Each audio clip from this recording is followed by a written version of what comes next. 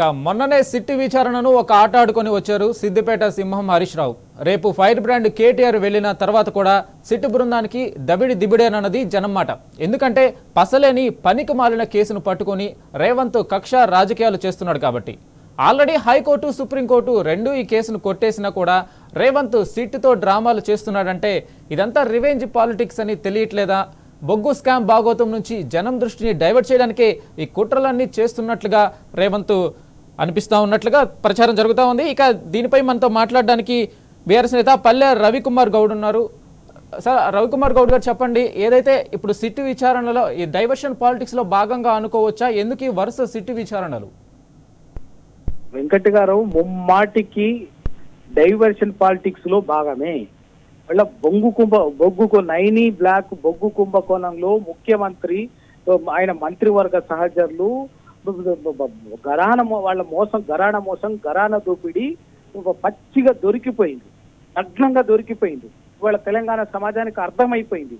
వీళ్ళు ఆ బొగ్గు కుంభకోణంలో ఆ బొగ్గు బ్లాక్ ని పంచుకోవడం కోసం ఒకరికి మించి ఒకరు పోటీపడి ఇవాళ తెలంగాణ సమాజంలో నుంచి వీళ్ళు దగా వీళ్ళ మోసం దొరికిపోయింది.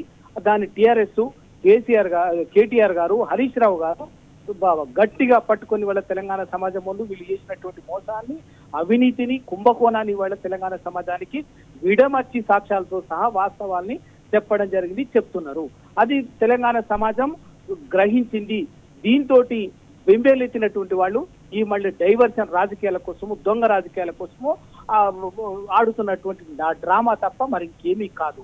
నిజాయితీ ఉంటే, నిజంగా ఉంటే రేవంత్ రెడ్డి సర్కారు ఈ ప్రతీకార రాజకీయాలను, ఈ వేధింపు రాజకీయాలను మానుకొని చేయాల్సిన పని ఏంటంటే ప్రజలకు ఇచ్చినటువంటి 420 హామీల మీద మీరు పరిపాలన మీద దృష్టి పెట్టండి. అది మానేసి ఎంతసేపు మీ దొంగ నాటకాల్ని, దొంగ డ్రామాల్ని, మీరు చేసేటటువంటి దోపిడిని, అవినీతిని ఎప్పటికప్పుడు బయట పెడుతున్నటువంటి పసిగట్టి ప్రజల ముందుంచుతున్నటువంటి బీఆర్ఎస్ నాయకత్వాన్ని రాజకీయంగా అధికారాన్ని అడ్డం పెట్టుకొని వేధించాలనుకుంటే భయపడేది లేదు. ఇటువంటి ఎన్ని విచారణలకు పిలిచినా, ఎన్ని అక్రస్తులు బనాయించినా ప్రశ్నిస్తూనే ఉంటాం. వదిలిపెట్టకుండా వెంటబడుడే, భయపడేది ఏమి లేదు. లేకపోతే ఏంది, మన హరీష్ రావు గారిని పిలిచిండు, ఏం తెలిసిందో మీకు, మీరు ఏం అడిగినో, ఏం తెలిసిండో ఆయన సమాధానం చెప్పండి, సమాజం ముందు పెట్టండి. ఎందుకు దొంగ నాటకాలు ఆడుతున్నారు? మళ్ళీ వాళ్ళ హరీష్ రావు ఈ రోజు వర్కింగ్ ప్రెసిడెంట్ కేటీఆర్ గారిని పిలిచినారు. కేటీఆర్ గారిని రేపటికి ఇవాళ నోటీస్ ఇచ్చిండు, రేపటికి రమ్మన్నారు. ఏం భయపడతారనుకుంటున్నారా? బరాబర్గా విచారణకు హాజరవుతాం, సమాధానం ఇస్తాం. ఇటువంటి ఎన్ని కేసులు పెట్టినా, ఎన్నిసార్లు విచారణలు పెట్టినా భయపడేది లేదు.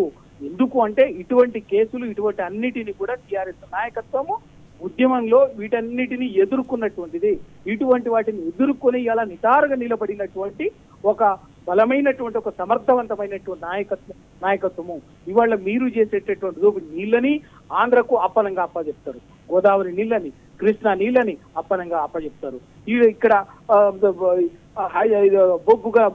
బొగ్గు గన్లని, సింగరేణికి సంబంధించినటువంటి బొగ్గు గన్లని ఇష్టానుసారంగా మీకు ఇష్టం ఉన్నటువంటి వాళ్ళ కోసము అప్పచెప్పి, వాళ్ళ కాంట్రాక్ట్లు అప్పచెప్పి దోపిడీ చేస్తుంటారు. వాటన్నిటిని ప్రశ్నించేటటువంటి వాళ్ళని రాజకీయంగా మీరు కక్ష సాధించడం తప్ప, ప్రతీకారం చేయటం తప్ప ఏమీ లేదు.